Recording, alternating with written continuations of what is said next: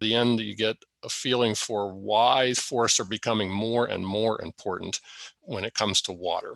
And that relates to climate change, to urbanization, and to how forests are able to process this additional water that we're getting because of climate change and because of urbanization and stormwater issues.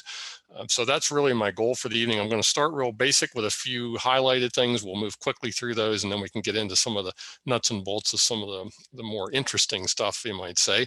I understand watersheds are probably a very basic concept to a lot of people, and I'm not going to spend a lot of time, but just so we're all on the same page here, watersheds are land areas that drain a water body. So this particular graphic shows the Buffalo Creek watershed, which is in central Pennsylvania, and I am in Pennsylvania, so a lot of what I will be talking about is very specific to Pennsylvania, but it also applies to all the states around the Northeast and Mid-Atlantic. You see this small shaded area up here at the top of this graphic, and that's actually a very small headwater, what we would call, and it's a very small watershed. You could basically step across that stream, but that is sort of the smallest size of a watershed we would normally delineate, where we have that shaded area that shows the land area that drains that little tiny stream that you would be able to step over. But you notice that that's part of a larger watershed that it flows into, which would be this stream that flows right below it here. And then you notice that it keeps flowing into ever increasingly larger streams, which encompass larger watersheds. And so the entire shaded area on this graphic is the entire Buffalo Creek watershed, which drains a very large area. But within it, you have all these smaller watersheds. And hydrologists have terms for these. They order them starting with first order streams, which are the tiny ones you step across, going all the way down to 12th and 13th order streams, which are like the Mississippi River and the Ohio River. So there is a whole hierarchy of watersheds, basically. But the important thing is that anywhere you are on the surface, you're in many different watersheds. You're in a very small one that's probably no bigger than your yard, that doesn't even have an identifiable stream. But then you're in progressively larger watersheds to where you're eventually in something like the Mississippi or the Great Lakes watershed, one of the Great Lakes watersheds like Lake Erie, for example. If you are curious about your watershed or don't know anything about your watershed, there's some really cool tools online. There is the EPA tool called My Waterway, where you can learn about your watershed. It's just mywaterway.epa.gov/community. And within that, you can put in your location, put in your zip code, your town, whatever you might want to put in there, and it will show you a lot of great information about your watershed. So here's my watershed. I'm near State College, Pennsylvania, and so I put in my zip code, and it shows me my watershed, which is the Spring Creek watershed. And I can actually even look at the water quality data. There's a bunch of different data you can look at as far as swimming, fish consumption, aquatic life, drinking water, and it shows you whether the stream has been delineated as good or impaired for various reasons and why it's impaired. So if you've never really surfed your watershed and you're curious about the watershed that you live in, this is a really great starting point to learn about your local watershed, at least one of the bigger watersheds that you live in. It's not going to tell you about all the little tiny ones, but it'll tell you about one of the bigger watersheds and a lot of great information about it. So we're going to be talking a lot about watersheds here tonight because we're talking about hydrology and the movement of water and changes of land use and climate. So we needed to start out with that basic information about watersheds. And the next topic is the hydrologic cycle, which is something that goes all the way back to elementary school for most people, but it is basically talking about the movement of water within these watersheds. And so this is a nice forested watershed here, and we can talk about how water actually gets to that stream. And from a simplistic view, a lot of people say, well, that's not really that interesting. It rains or it snows, the snow melts, the water flows into that stream. Why do we need to talk any more about that? It's actually a lot more complicated than that. And the forest does a lot of amazing things to that water to clean it and to control the quantity of that water and to process that water in a really fascinating way. And that's a lot of the work that I did 35 years ago when I was first researching forest hydrology. So it all starts with precipitation. That's really the source of the rain or the source of the water that's in any stream or that's in your water well or that's in a lake. And these are the precipitation patterns for Pennsylvania and New York. They're on slightly different scales, so you can't just match the colors up perfectly, although they're close. But you notice Pennsylvania has an average of right around 40 inches, and so does New York for that matter. It's just under 40 inches of annual precipitation, which means if you add up all the liquid precipitation from rainfall and you melt all the snow down into one number for the entire year, it would add up to about 3 to 4 feet of water on the surface. And obviously it doesn't all come at once and you don't notice it on the surface unless it rains really heavily. But when you add it all up, it may come to that amount. Now it's highly variable. If you notice across these states, the higher elevation areas, so in New York, the Catskills and the Adirondacks, in Pennsylvania, the Allegheny Appalachian Mountains, and also the Poconos are the wetter areas that are in the blues and the purples. And then the oranges are the drier areas. And so north central Pennsylvania up into central New York tend to be drier areas because they're not mountainous. They're further away from sources of water like the ocean or like weather systems coming in from the west. And so they tend to just be a little bit drier. But generally speaking, most of Pennsylvania and New York are getting somewhere around 30 to 45 or 50 inches of annual precipitation. Now, what happens to that precipitation? And this is the Pennsylvania water budget. It would be very similar for New York, but we say we have an average of, let's say, 41 inches in this graphic. And when that water hits the ground as rainfall or snowmelt, it has several different ways it can go. About half of it, statewide, half of it evapotranspires right back up into the sky.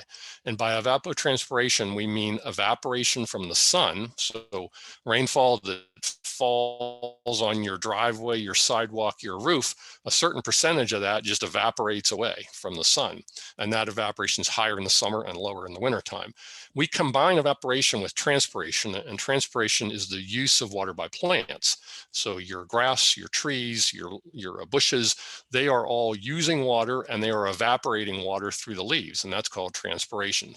We combine the evaporation and the transpiration into one term and call it evapotranspiration, and about half of the rainfall and snowmelt in any given year goes right back up into the sky. It never makes it to a stream, a lake, a river, a well, and doesn't make it into the ground. It's gone right away. The other half eventually makes it into streams or to some water body, whether it's a lake or whatever. And in Pennsylvania, about 7 inches of that is very direct, which means it runs off. So that would be quick runoff that's flowing over the surface of the ground, whether it's on an urban area or in a lawn or whatever. That's the rapid runoff of surface water. A larger amount, about twice that amount, recharges, which is called groundwater recharge. This is the water that infiltrates into the ground and restores our groundwater aquifers, which then feed water into streams indirectly through groundwater. So the stream flow basically takes on all the runoff and all the groundwater flow that has come indirectly as the water has moved through the ground. And that makes up the 20 inches or roughly half of the precipitation. So the simplistic view is we have 41 inches hitting the ground in a year, about half of it goes up into the sky and half of it gets into a water body, either quickly or slowly as groundwater. Now, this is very simplistic and it varies a lot depending on land use. And that's what that bar graph is showing. In a cropped area or an area with agriculture, it tends to be about 50-50, as we just talked about, half going into the streams, half evapotranspiring. If we look at paved area, it's almost all going into the stream because there's just a little bit of evaporation from the sun and all the rest of the water runs off very quickly. So we have a very high percentage of stream flow in areas where there's a lot of paved surfaces or impervious surfaces. On the other end of the spectrum are forested areas where there's a lot more vegetation, so we have more evapotranspiration. And it might be 60% or 70% of the annual precipitation is evapotranspired away. So the vegetation plays a really critical role of processing all that water. And even within forested areas, it differs. If we have a conifer forest, then we have higher evapotranspiration rates because in those areas, they don't lose their evapotranspiration. Even during the wintertime, conifers and evergreens are transpiring at least a little bit of water, whereas deciduous trees are dormant in the wintertime. So their evapotranspiration is slightly lower. So there's all these subtle differences depending on the type of forest that you're in, the mix of land use that you have. Those are all going to determine the exact water budget, but on a statewide basis, it's about 50-50. In a local watershed, it can be much different though, depending on what the land use might be. And when we change land use on large scales, it can have a dramatic effect on the overall water budget for an entire area.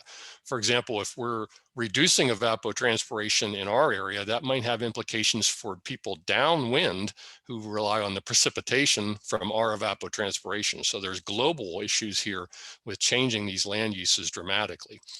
So hydrologically, what happens then if we look at a particular stream, and this is a stream in central Pennsylvania, it's entirely forested, and you notice that the stream is very low and the trees do not have leaves on other than the conifers. So we see that this is what we call base flow. When the stream is flowing at a very low condition, and it is entirely groundwater. It has not rained for 2 weeks since when this picture was taken. So the water that's in that stream is all coming into the stream from underground, from groundwater that was precipitation weeks or months ago and has slowly filtered through the rock and soil and is now emerging in the stream as groundwater. And this groundwater will have a very constant temperature, roughly 50 degrees Fahrenheit, plus or minus a few degrees, depending on where you're at. It rarely gets very warm. Even in the summertime, it's not going to exceed 70 degrees. So it's a nice, cool, calm amount of water coming in that's feeding these streams from rainfall that occurred over time and is being processed by the forest. And the water quality in the stream is going to be dictated by the kind of rock that I'm in. If I'm in a limestone area, then the quality of that water is going to be high pH, very hard water, lots of calcium. Whereas if I'm in a sandstone and shale area, it might be more acidic and a little bit softer water, maybe have some minor amounts of metals in it like iron and manganese. So we get changes in the water chemistry just naturally based on the kind of rock that all this water is moving through on its way to the stream. It's going to dissolve that rock slowly, and that will dictate the kind of water quality we get. Now, what happens when we get a rainstorm, for example? Then things change a lot. And I should say, first of all, about base flow, we can actually age how old that water is. So if we looked at that previous picture and we look at that stream water, I can actually age that water and tell you on average, how long ago did that water in the stream fall as precipitation? There are natural isotopes of water that we can use to age it. Now, it's going to give you an average. So there's some water in that stream that fell a couple of weeks ago. There's some water in that stream that fell years ago, but it'll give me an overall average. And when we look at a given watershed, especially small forested watersheds, we find that the average base flow age is about 1 to 3 years old, which means when we're looking at streams at really low conditions, that water on average has taken 1 to 3 years to travel to the stream in a forested setting. In more urban areas, those ages go way down because we're not getting those deep flow paths because we've cut them off. We've urbanized, we've paved things, and now the water's running off more quickly, flowing shallower, and we're getting quicker residence times, as we call them, for that water to get into that stream. So what happens when the stream changes now and we have high flow? This is the exact same stream from the exact same place. You notice it looks a lot different. This was a rain on snow event in March, and the stream is very high. One thing you notice in particular, though, is that the water is very clear. So in a forested area, unlike agricultural or urban watersheds that get very muddy because they don't have the vegetation to hold on to all the soil, in a forested area where we've got all these trees and vegetation with lots of roots, they hold on very tightly to the soil and don't allow it to move. So even when we have very high flow events, we get very little turbidity or sediment in the water. It stays very clear, very high water quality. But the interesting question is, where does this water come from? And again, you would think, okay, that's not a smart question because it rained, there's snow there. So the water in that stream is a mixture of the rain and melting snow. But I'm here to tell you that's actually not where it's coming from. It's very complicated. The flow paths in forested watersheds are very complex. And actually what happens is the rain serves as a piston to push water out that is stored in the watershed. And so when we get a storm like this, we get water that during growing season, some of it will get caught up in the canopy and evaporated away. And we call that canopy interception. Whatever makes it through the canopy is called throughfall, and that's the water that actually hits the surface of the ground when we have growing trees. That will then slowly percolate into the ground and become soil water, which is water stored in the soil profile, or if it makes it down to the saturated area, we'll call it groundwater. All this water eventually starts to move toward the stream, but it does so slowly in a forested area because it's moving through the soil and the rock, and it's moving through the tree canopy. And so there's very little water getting into the stream that is directly coming from that rain or melting snow. And again, we can use isotopes to prove that. The rain and snow has an isotopic signature, and when we look for that in the stream, we find very little of it. We find the signatures of the soil water and the groundwater telling us that that's the water that's coming out into the stream, and it's being pushed out basically by all this precipitation that's hitting the watershed. So it's very complex actually, and in a forested area, you don't see overland flow or runoff. If you go into an undisturbed forested area, the only water you see flowing over the surface is in channels. You don't see it going over the surface of the leaf litter because we get all this movement of water underground. And that's one of the most critical concepts of forests and their ability to process water.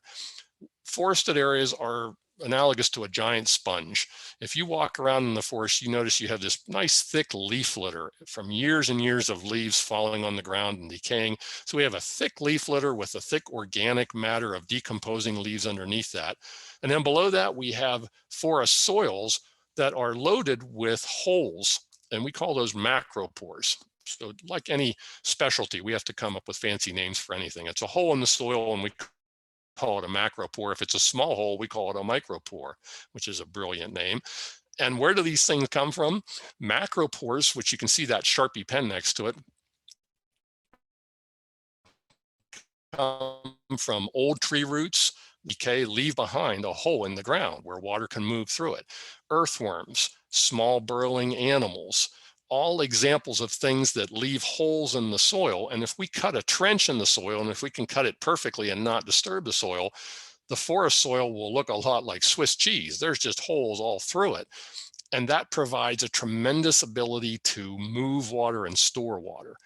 What happens though is as we begin to change this, as we compact the soil, we destroy the macropores, and we start to remove the ability of that soil to transmit all that water. So when we start to run over the soil with vehicles, or even walking on the soil, can start to destroy some of the really shallow macropores. So these undisturbed forest soils have a tremendous capacity to hold water and transmit water. And that's really important because that's allowing infiltration. And infiltration is the most important term of the evening. Infiltration is the ability of a soil to accept water, and it's measured in inches per hour commonly. And so what this means is, a simplistic view would be to look at that yard, that picture there, and you see water sitting in that yard during a heavy rainstorm. What that means is that it's raining more heavily than that soil can accept the water. And the infiltration rate is how much it can accept. So in a forested area, if we look at an undisturbed soil, it can accept, on a dry condition, usually 15 to 20 inches of water per hour. Now, if you look at rainfall rates during a really heavy thunderstorm, you might be getting 2 or 3 inches per hour of water. During a hurricane, you might get 5 or 6 inches per hour. So if I have a forest soil that can take 15 or 20 inches, that means it's always going to, and under the most extreme condition, I'm not going to have water sitting on the surface because it can accept all of it. Infiltration rates do go down as the soil gets wetter, but they're still going to stay very high in a forested soil. Look at the lawn. It's on average down around maybe an inch per hour. A lot of lawns are far less than that, depending on whether you do anything to improve the infiltration rates. So things like aerating a lawn, composting the lawn. If you run over it with a lawn mower, a heavy lawn mower, a riding mower all the time, you're constantly compacting it and reducing the infiltration. So the infiltration rate of lawns is highly variable, but it might average somewhere an inch or less per hour, which means if I get one of those heavy thunderstorms of 2 or 3 inches, I have water running off my lawn. And I see that all the time on my lawn. When I get a heavy rain, I can sit here and watch the water running over the lawn because it cannot accept that water. Whereas when this area was in a forest, it could accept that water without any water running off. One thing I want to point out is infiltration rates can be restored. The old logging road on here, that used to be a road that trucks ran on many, many decades ago. And they closed that road off. And what you see is that it's come all the way back to now about 7 inches per hour of infiltration. So it's way above a lawn. And it's come back because, again, all the earthworms start moving through it, these small animals, the roots start getting back in there and establishing, and we can begin to reestablish infiltration rates, even in areas that are highly compacted at one time or another. You notice pavement all the way on the right, most pavement has no infiltration rate unless it's a porous pavement. So it's basically got zero, and anything's going to hit. Even if it rains a tenth of an inch per hour, it's all going to run off because it has no ability to infiltrate any of that water. So you can easily measure infiltration. You can just use a ring. This is a piece of PVC pipe. You can use a coffee can, anything that's round, and you can tap into the ground, and you put a ruler inside there, pour water in, and measure how quickly that water sinks into the ground. And that'll tell you your infiltration rate. If you do it on your lawn, again, you're probably going to find something in the neighborhood of an inch, probably less than an inch in many cases. If you go out and do this in a forest, this is where we measure those 15 to 20 inch per hour ranges of infiltration. Now, these trees that in the forest that I'm talking glowingly about as being these wonderful areas, they not only protect streams, but they protect the groundwater that's feeding those streams. And if you have a water well, and if you live in a rural area and you have your own water well, you rely very heavily on that groundwater. That's your drinking water. And you're relying on water getting into the ground. So anytime we're talking about a process that reduces infiltration and reduces recharge of groundwater and causes more runoff, we worry about groundwater because we are cutting off the lifeblood of that groundwater. The lifeblood is the precipitation that is infiltrating into the ground. And that forms aquifers. The blue areas on this graphic are the aquifers, which are saturated zones of water underneath the ground that feed the streams, that feed groundwater springs, that feed water to your wells, and really support all of these. Even when it's not raining, they provide water over time. And groundwater is an incredibly important resource. It's invisible though. So even people that have wells don't really sometimes appreciate it because you can't see it. It's all underground, but there's tremendous amounts of water under the ground. And the importance of groundwater, just as an example, here in Pennsylvania, we estimate 80 trillion gallons of groundwater, 30 times more water under the ground than all the water that we can see on top of the ground. That's in Pennsylvania. I suspect New York, probably something similar to that. Here in Pennsylvania, we withdraw 1 billion gallons of groundwater every single day. The graph here shows the amounts of groundwater. The bluer areas have more. The numbers in each county show the percent of all the water used. And so you notice some of those counties have 95, 98% of all the water used in their county comes from groundwater, especially in counties where we have a lot of people with rural wells that serve their homes. So in Pennsylvania, about half of our population gets at least part of their drinking water from groundwater. So all this talk about infiltration and recharge, it really hits home when you're talking about people's drinking water. And that's where people really start to appreciate it. But it's got much bigger implications too for the health of streams, for the health of watersheds, and for a lot of what we do for recreation as well. So generally speaking, in forested areas, the importance of woods and forests to watersheds is they produce these high rates of evapotranspiration. So they process a lot of water and send it back up into the sky. We have really high rates of recharge, water infiltrating into the ground. We get most of our flow going underground, so very little to almost no flow over the surface of the ground. That results in moderate flows in the streams. The streams never get really high. They don't get muddy. They stay nice and cool in the summertime with good moderate flows, even during the hottest weather.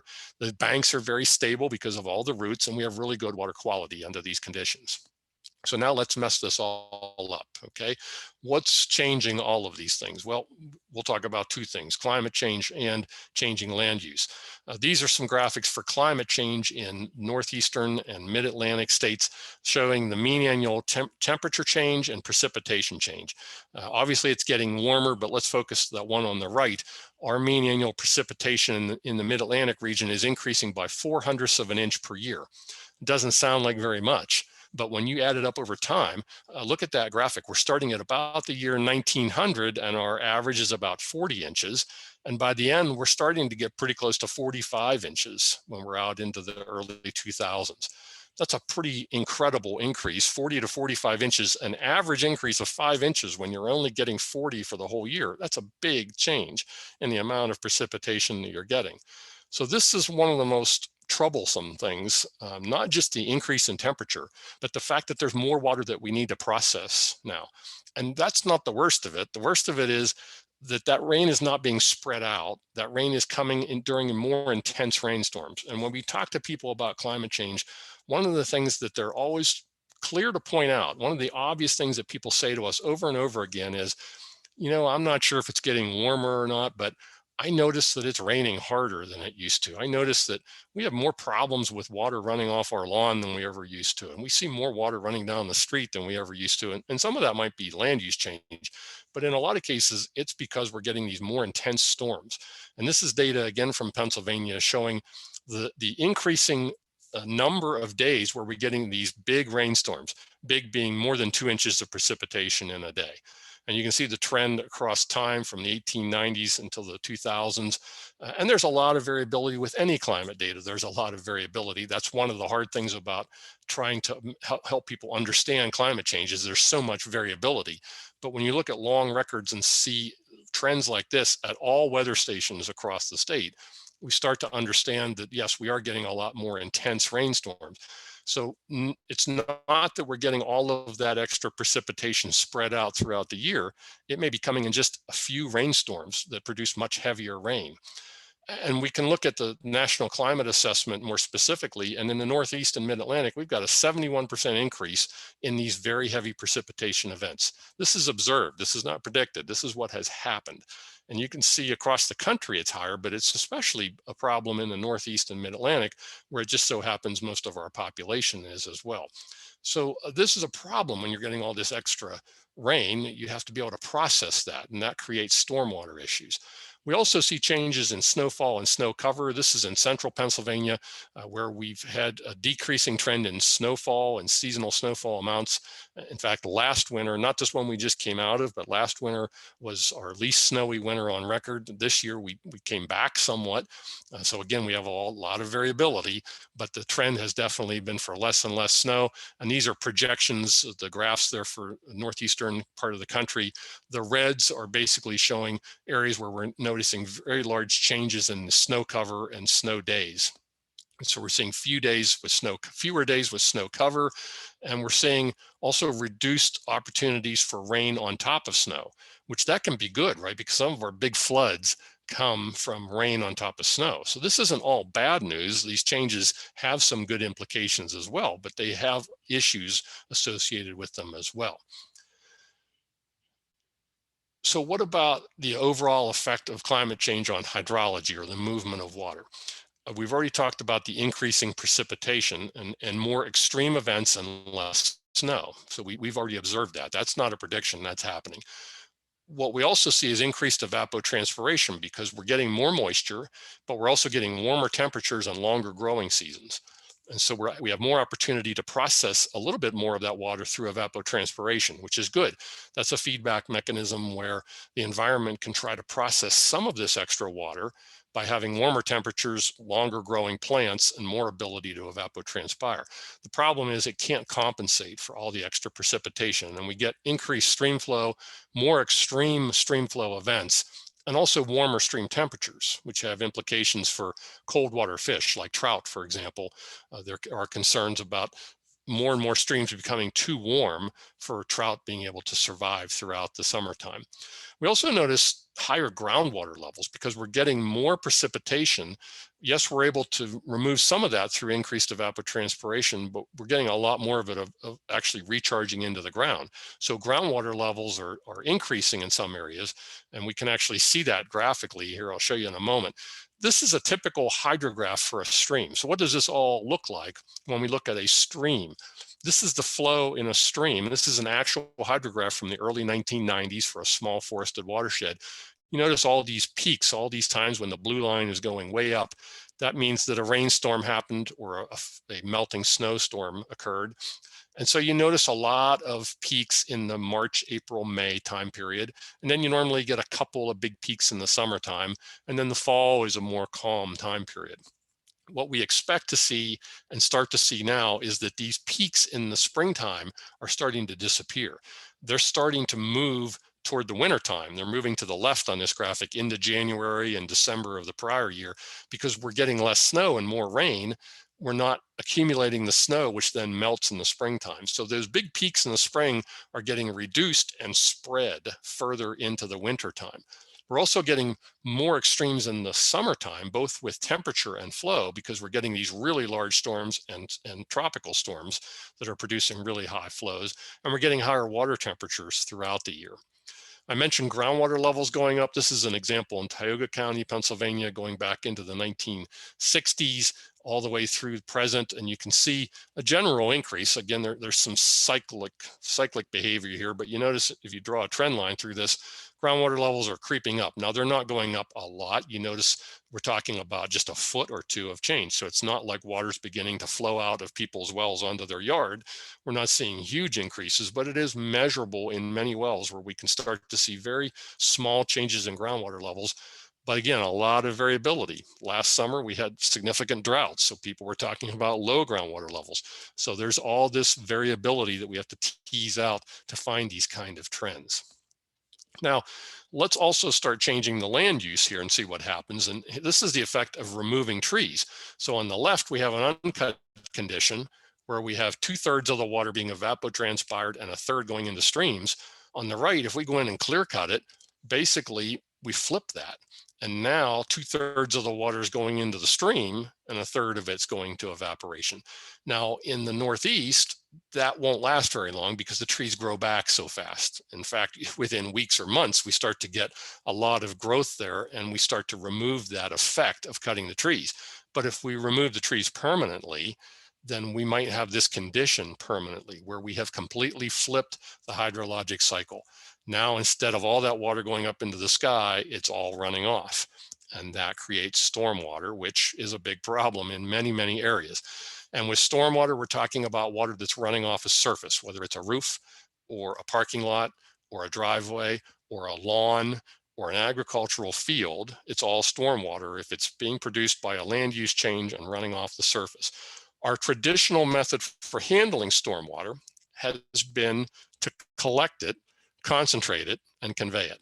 And by collection, we mean things like gutters and curbs in parking lots where we collect it, we concentrate it into drains or small areas, and then we convey it out into traditionally large retention basins or detention basins, and then allow that water to slowly drain into a stream. So we treated stormwater as a bad thing. Basically, we wanted to capture it, collect it somewhere, and then get rid of it, rather than as a resource that we could potentially use. What this results in then is in urban and suburban areas, we get streams that become more flashy, we call them. This would be a hydrograph of a stream. The blue shows an urban stream and the green shows a forested watershed nearby. This is showing flow rate over time. So both of these streams are experiencing the same storm. But in the urban watershed, you notice that the flow goes up very quickly and then comes down very quickly. And it actually starts out below the forested watershed stream flow and ends up below it. Whereas the forested stream has a higher flow when it's not raining, but it has a very attenuated flow when it does rain, not even close to the same peak levels in the urban watershed. So the urban watershed has flashy flows where it rains, the stream goes way up and then comes way down again, and it may actually even dry up when it's not raining. Whereas the forested stream or forested watershed has a nice moderate flow. It goes up a little bit when it rains, comes down a little bit, but it's not at all flashy. There's also pollutants associated with this that we have to worry about. In stormwater, we worry about metals like aluminum and zinc and lead that are shown on here. Lots of other things like bacteria, nutrient levels, trace metals. There's a lot of different pollutants, organic materials that can be in the water like gasoline and fuels and oils. And this is a study we did here in State College where we looked at levels of these trace metals in this graphic and compared them between rain in the dark blue, which doesn't even show up on this graphic. You can't even see the rain bar. Then we looked at it coming off the house roof, a residential street, which didn't get a lot of traffic, a parking lot, a downtown street, and then finally an interstate. And what you generally see is the loads of these pollutants get higher and higher as you have more and more use. So something like an interstate where you're having cars constantly, you have higher levels of metals and nutrients and other things. Whereas in a residential street or a roof or particularly rain, you get very low concentrations. So the more use there is, the more development there is, the more pollutants we have to worry about. So it's not just a quantity issue. We also have water quality to be concerned about. So what happens to streams as we begin to change the land use and remove forest, which are in the top right?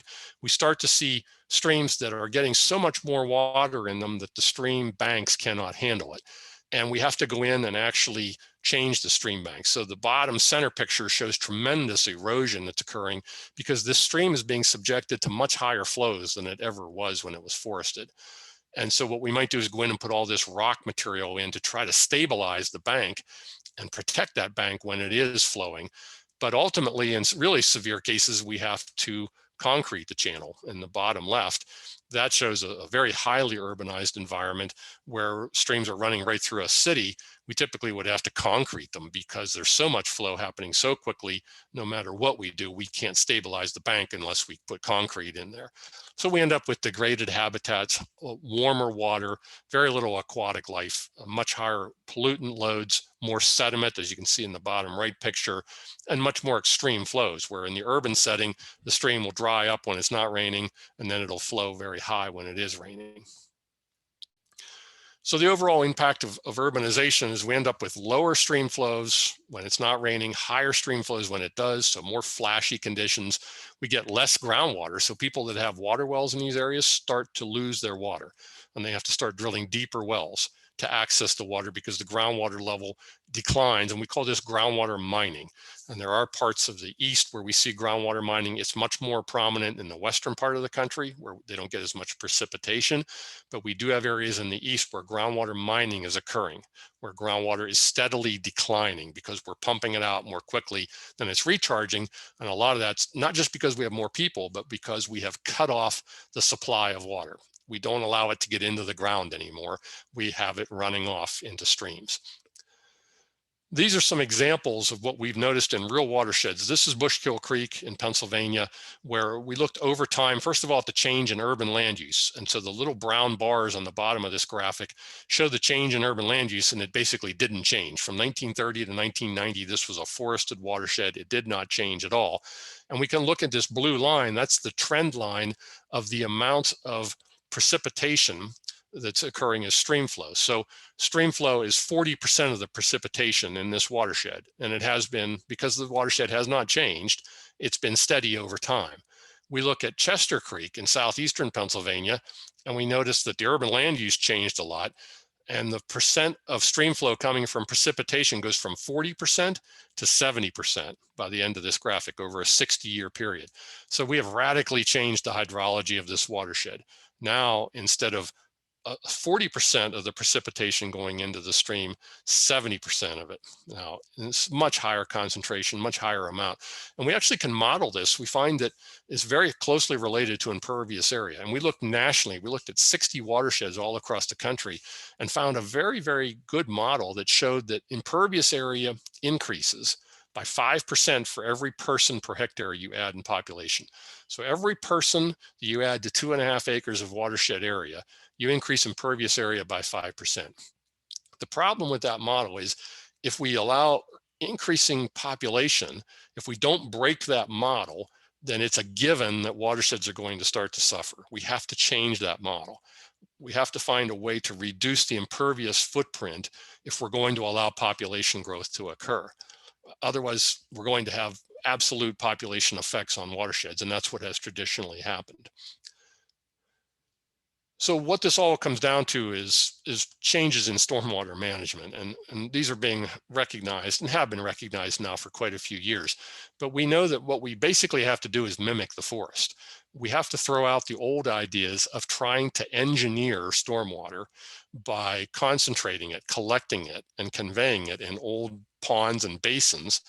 That's failed largely. And what we have to do is try to think of ways to mimic more what the forest is doing. And that involves more infiltration of the water, mimicking that high infiltration rate of forest soils, using vegetation like rain gardens and bioretention areas, using some evapotranspiration. Green roofs are another example, where we're using vegetation to evapotranspire some of the water and then trying to infiltrate a lot of the rest of the water. And also limiting impervious area as much as we can, keeping in mind that an inch of rain on 1 acre is going to produce 27,000 gallons of stormwater. So if we can't reduce the impervious footprint, we're still going to be dealing with larger and larger volumes of water that we have to do something with. You have to get it into the ground, and that causes problems because we can only make these systems so large. It's difficult to build bioretention areas massive enough to handle very large amounts of stormwater. The picture on the left is one of the bioretention areas that takes water from Beaver Stadium here at Penn State. So massive parking lots around Beaver Stadium, and that massive bioretention area is just for a small portion of the parking lots around Beaver Stadium. So you get the idea of the size of some of these structures that you have to build to handle large amounts of impervious area. There can be municipal actions that can help with all this to reduce stormwater. There are non-structural best management practices, things like open space planning, where you have the graphic there showing basically the exact same number of homes, whereas one home has a lot of green space and much smaller lots. So we get a lot more infiltration, a lot more natural areas. Whereas on the left, it's all lawns. And so we get a lot more stormwater runoff because we have all manicured lawns instead of a lot of natural area. Now, granted, people have more land on their property, but a lot of studies have shown that property values are actually higher on the right, where you have less owned property, but you have a more natural landscape. There are other site design things like buffers, limiting impervious areas. So some places have passed ordinances saying that imperviousness can be no more than 5% or 10% in a development. So you have to limit the roof size, you have to limit the driveway size, the sidewalks, et cetera, to try to keep that footprint of impervious space down. Then there are structural BMPs, and these can be engineered or constructed, where we have things like bioretention areas and ponds to infiltrate water. We can use porous pavement. We can use grass swales, rain gardens, which are very popular now, smaller sidewalks, and using porous material in sidewalks and driveways. And the pictures there show a good example, where we have the picture on the left where the gutter downspout is running off onto the driveway, whereas on the right, the downspout is running off into the yard. Now, I'm simplifying a lot of this. There are always issues with these things. One of the problems with running a downspout right onto the yard is you worry about the basement. So we still have to think about this and get the water away from the house. And that's true with rain gardens too. We can't just put a rain garden right next to the foundation and run our roof water into that, or we're going to get water in our basement. So we have to still move water away from structures, but we can do that and still get it into the ground without causing damage. So if you put it all together, and this just kind of repeats a lot of that, but putting it all together says there's a lot of different things that we can do on a watershed scale, both structural and education-wise, to try to promote more stormwater, or more greener stormwater, what we might call. And that's really involving trying to mimic what the forest does. And it's absolutely necessary. And it's going to become more and more necessary because with changing land use, we're producing more stormwater. With changing climate, we're producing more stormwater. And so we're going to need to either protect areas that we have to be able to process all that water. And that means protecting forested areas, having a limited open space or greater open space developments where there's less footprint of the development, more opportunity to process this extra water, because we're going to have extra water that we have to deal with. And we have a double-edged sword with increasing urbanization, increasing population, and increasing climate change. Those things all together are causing a bigger and bigger problem that we're going to rely on trees and forests to try to help us solve over time.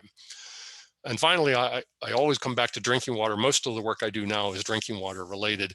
And that really gets people's attention, and especially money related to drinking water. And this is a good study that looked at the implications of losing trees for money spent on drinking water. This is 2016, looked at 37 water treatment plants in forested ecoregions of the United States. And they modeled the effect of forest conversion on the cost of water treatment. So this is basically affecting people's wallets, right? When you have drinking water, when you're on a municipal drinking water supply, you pay a bill. And that bill is based on what it costs that municipality to treat that water and deliver it to you. So if the cost of water treatment goes up, the cost of your bill goes up, and that starts to affect people's wallets. What they found was converting 1% of forest to development resulted in almost a 4% increase in the turbidity level of drinking water. And turbidity has to be removed from drinking water, which means you have increased treatment cost. So what does that mean from a cost savings or a cost passed on to the customer. 1% increase in turbidity increased the water treatment cost by about 0.2%.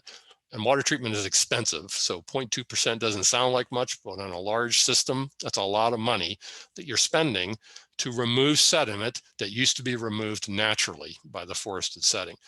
So it has an implication not just for quantity, but for quality.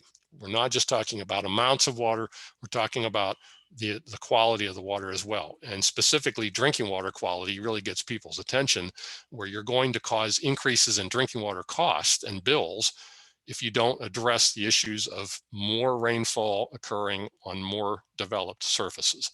So the bottom line is forests reduce turbidity and they reduce drinking water costs. And so it's no surprise that a lot of communities look to forested areas to develop their drinking water supplies, because that's where the water is the cheapest. That's where it's the cleanest, and they don't have to do a lot of treatment before they send it off to their customers. So in summary, I hope what this has shown you is that forests are really pretty remarkable. You know, a lot of people go into the forest and they look at the wildlife, or they look at the birds and they enjoy the aesthetics of it. And the forests are wonderful at sequestering extra carbon, and they can reduce noise, and they have all these wonderful aesthetic and recreational purposes. But somebody like me, when I go into the forest, I look at the remarkable ability of that forest to process water, to process quantity of water, and to keep water clean and deliver it to streams and deliver it to groundwater wells. Even small amounts of forest can have a really big effect. Even backyard forests can have big effect at reducing the effect of stormwater, because that gives you an area to put stormwater from an individual house. You can deal with it on a house-by-house basis, rather than having a whole development that has to put in massive systems to handle all the stormwater from every single house in that community. In an era of climate change and rapid urbanization, we're going to become more and more dependent on forested areas and trees, especially the unbroken remaining ones that are left behind, but also ones that we plant and ones that we develop, and things like rain gardens and bioretention areas that we create. And creating areas like those that function like forests and handle this stormwater are going to be absolutely vital over time, or we're all going to go broke trying to build systems that are going to be able to handle all this extra water. That's another aspect of this I didn't really get into much, but engineering systems, traditional stormwater systems to handle all this extra water, will become very, very difficult as time goes on. So with that, that's the end. I will gladly take questions that you might have had along the way. Thank you so much, Bryan. So I have to apologize. I'm so sorry. Something happened with our settings. And so the question box is not available. So if you have a question, please go ahead and put it in the full group chat. You can send it directly to me, or you can send it to everyone. Either one is fine. Again, I apologize if you were during the talk looking for where you were supposed to put your question. So I apologize for that. And I'm going to kick it off and give people a chance to get their questions in. So unfortunately, in listening to your talk, I'm thinking about how I'm about to be the problem. My husband and I just moved here, and we're going to be building a home, and there will be some trees coming out where the house will be located. But one of the questions, someplace I can get started, is you mentioned pervious driveway surfaces. What would be the best, what is the best material? What's the most pervious, the least impact that you would recommend? And there's a number of possibilities there. Just a plain gravel driveway, for example, is going to produce quite a bit of perviousness and allow quite a bit of water to move into the ground. There are also different kinds of like blocks that you can fill in. You might have seen them in, for example, nature centers often have them in their parking lots. I've noticed that a lot, where you'll have like a block that has soil in the structure of the block. So it still provides enough structure there that you can put a vehicle on it, but it also allows soil for the water to actually move into the ground. And you'll see those used a lot. That can be used on driveways, but even using driveways that have spaces in between the concrete that allow water to move into the ground, or in between the blocks that you're using for the driveway, or just plain old porous pavement. Porous pavement is is not a panacea. It's got problems in the Northeast. It's got problems in cold water climates, or cold weather climates, excuse me. It clogs up if you try to put salt on it or cinder. So it's not, and a lot of people say, oh, use porous pavement everywhere. There's a lot of issues with doing that. It can be used in specialized places. It can be used on driveways, for example, where we're not running a lot of cars over it constantly. You can't do it effectively on an interstate, but that would be an option, but it is much more costly as well. So there's trade-offs with all this. And your remark about being part of the problem, and I'm not preaching that we should stop development. That's not realistic, obviously. But I think there are ways that we can do so but still reduce the footprint of that development. And I look at my case, I built a new house 5 years ago. I'm part of the problem as well. So we built a new house on what was a farm field. And what we noticed right away was we were producing a lot of runoff off of our lawn. If it rained even a quarter of an inch, we had water sitting on our lawn. It would not move into the ground. So over time, you have to look at things like aerating that lawn, putting compost on that lawn, try to increase the infiltration rate of your own lawn. It's not hard to do. Simple things like aeration and composting can do a lot to increase your footprint just on your lawn alone. And that's a simple thing. Thank you. All right, Carol, I'm going to let you take it away. I think we have at least one question. Please don't hold back. If anyone has a question, go ahead and put it in that chat. Ruth Ann asks, tell us about how you determine the age of groundwater from a forest area. It's really interesting. There are natural isotopes of hydrogen and oxygen. So these are not radioactive. They're naturally occurring. Deuterium and oxygen-18 are examples. There are also man-made isotopes like tritium, for example, that came from all the nuclear explosions that we put into the environment years ago. We can use all of these isotopes because they are characteristic for an individual storm. So when a rainstorm moves through an area, you can measure the isotopes from that rainwater, and it's very unique. It'll be different than the next rainstorm or the one before it. And we can actually trace the movement of that isotope through the system. So we can see how much of that isotope comes into the stream right away, as opposed to how much of it comes in slowly from other areas like groundwater and soil water. So the precip has a signature, the soil water is different, the groundwater is different, the stream water is different. And we can use models to mix all that together, and it'll tell us basically how old the water is that got into the stream.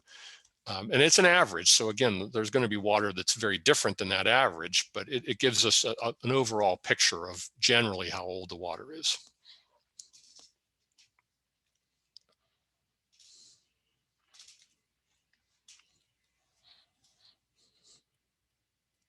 Oh, Carol, I think you're muted.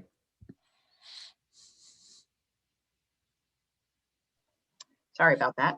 I believe that's the only question that we have, so I apologize for that.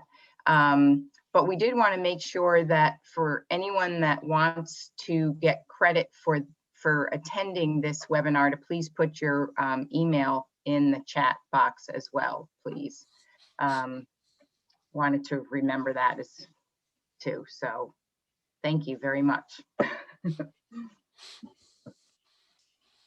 Sorry, I'm muted now. We did check ahead of time, and yeah, this is great for those continuing education credits if anybody's in need of them. So we will get that out to you. And I have one more question since no one else does. What are your thoughts on green roofs?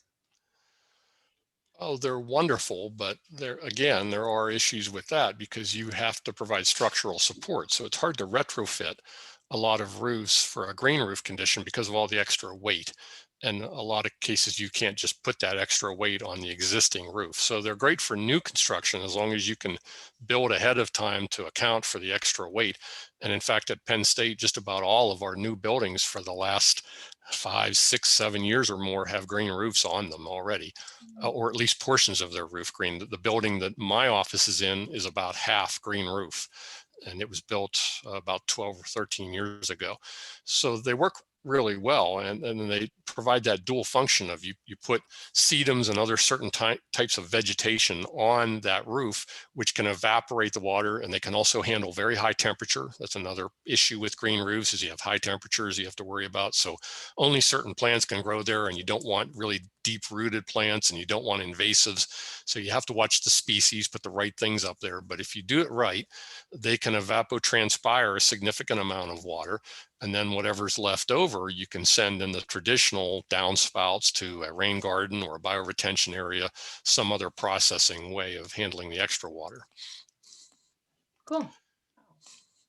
I think we did have another one come in. We do. We have, Steve has asked, he says, I live near a small stream that underwent streamed remediation several years ago to improve flow and aeration for fish.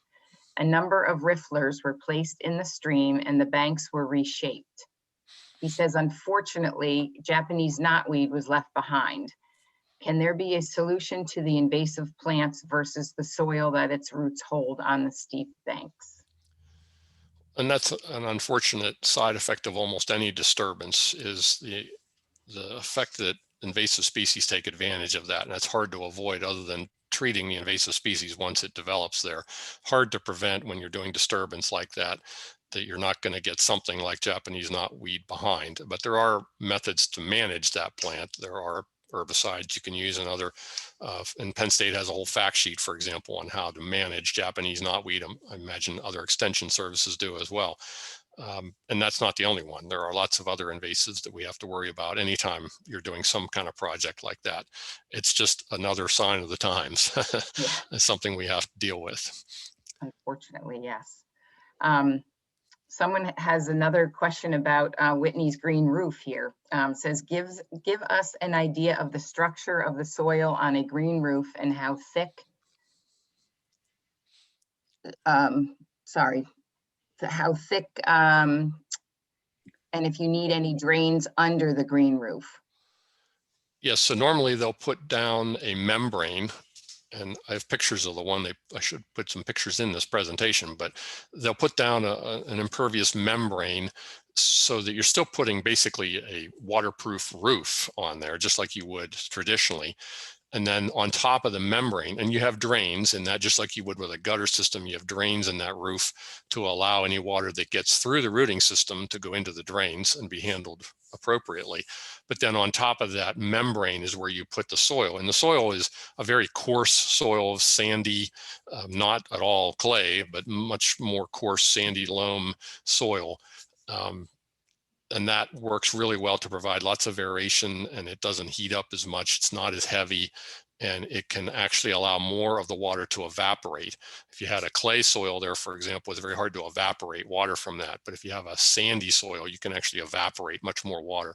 So the evaporation component on top of the transpiration from the trees, or not trees, the sedums and other plants that are on that roof, can help to process some of that water. And the amount of water processed varies a lot depending on the storm, depending on the temperature, and whether the plants are actively growing at the time. But what we found on our roof was that some of the storms, 50% of the water was handled by the roof. So only 50% was actually becoming stormwater. And now the larger the storm, the lower that number gets. And if you get a 2-inch storm in an hour, the roof is going to handle a much smaller percentage of that. But if it's a nice gentle storm on a summer day, it can handle a pretty good percentage of that water. Wow. We're starting to get a couple more questions. Do you advocate rain? Oh, hold on one sec. I just lost it. Do you advocate rain barrels, or are mosquitoes carrying diseases? And is it a no-go? I absolutely advocate rain barrels, and there are ways to manage the mosquito aspect of that by keeping them covered, using things like mosquito dunks that you can put into the water to kill the larvae. So there are ways to manage the mosquito issue, and making sure that they're emptied routinely. That's the easiest thing. Use the water. Don't just let it sit in the barrel. Right. That's why mosquitoes start to grow. So the mosquitoes can easily be managed, and the rain barrels provide tremendous benefits. So yeah, I'm a big advocate of those. Me as well, yes. Deborah asks, with permeable driveways, how can the soil be protected from gas car chemicals? Well, and the good thing is that soils are very adept at absorbing those kind of materials, especially in small quantities, which you would typically get in a driveway setting where you're not dumping large amounts of oil and gas on them, but you're maybe dripping some a little bit here and there. Natural soils are very much able to absorb those organics and hold on to them and not allow them to move. So it's really not going to be an issue in most cases, unless you would have a large spill, in which case you would need to dig up that material and dispose of it properly. Okay. And I think we have one more. Elizabeth asks, is a 1/4 acre of lawn converted to a treed site of any use? Yeah, I would argue that any amount of lawn converted to a tree is of use. Right. It doesn't, 1/4 acre is actually quite a bit for a lot of people, even very, very tiny areas. And we're actually seeing this more and more where people are converting lawn areas into maybe not trees, but maybe a pollinator garden or some other area of vegetation that is visually appealing and attracts what they want, whether it's wildlife or insects or whatever, and also has an environmental benefit of, in this case, consuming more water and reducing the stormwater. So any amount, and that's where the whole backyard tree idea is, that every little tree has an important role to play in water and in other things. It doesn't need to be a 1/4 acre. Right. Agreed. Well, I think that's the last of the questions. So we want to thank you so much, Bryan, for tonight. It's been wonderful. One more did just pop up if you want. Really? Okay. If you want No. it just popped up. All right.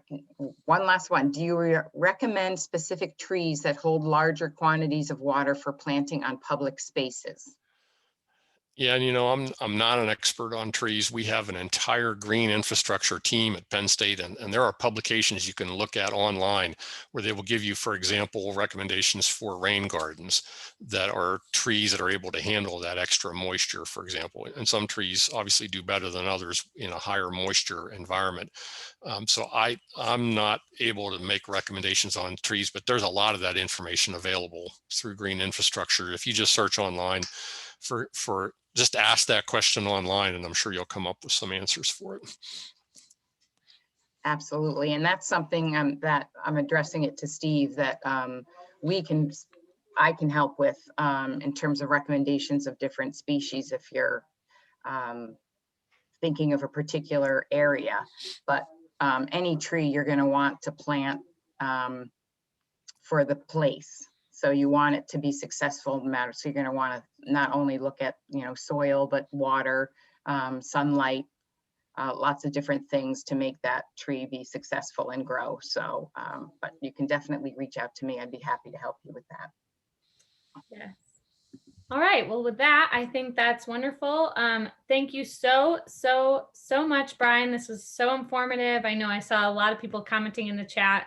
So informative. So nice to see a technical side and some technical answers. You hear people just say, get rid of your lawn or decrease your pervious surfaces, but it's not often that you get into the nitty gritty of why and how it's actually working. So we really, truly appreciate that. Again, I did see a couple of people send me their emails.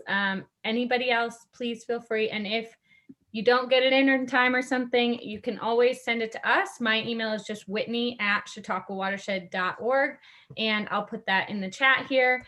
And please join us. We will have our next webinar coming up on Tuesday, April 20th at 10 in the morning. It won't be an evening one. This one's in the morning. So 10 o'clock, please feel free to join us. There'll be more information coming out on that on our Facebook page and our website.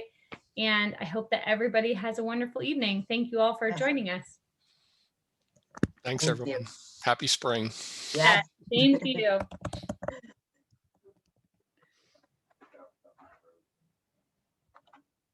Oops, I sent that just to Sarah. All right, let me put that out to everybody in case anybody needs my email address.